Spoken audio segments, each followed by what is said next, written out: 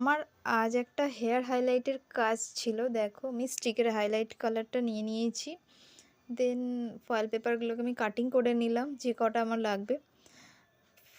Step 1 এর যে product দুটো থাকবে, ডেভেলপার আর একটা পাউডার, সেটাকে আমাকে ভালোভাবে মিক্সড করে নিতে হবে। ক্লায়েন্টের হেয়ারে যেহেতু আগে কোনো কালার ছিল না, ফার্স্ট টাইম কালার করছে, তো এই প্রোডাক্ট দুটোকে আমি ভালোভাবে মিক্সড করে ক্লায়েন্টের হেয়ারে লাগাতে হবে ন্যাচারাল বন্ডটাকে ভাঙার জন্য। ক্লায়েন্টের যেহেতু ব্ল্যাক কালার, প্রথমেই কালার ধরবে না, আমাকে এই কালারটা প্রথমে দিতেই হবে।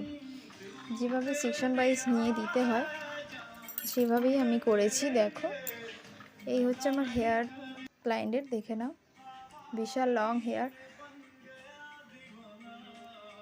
কীভাবে করবো নিজেই বুঝতে পারছিলাম না, তারপরে আমি ফয়েল পেপার দিয়ে লাগিয়ে দিয়েছি। যতক্ষণ না মাঝে মাঝে চেক করে দেখতে হবে গরম হচ্ছে।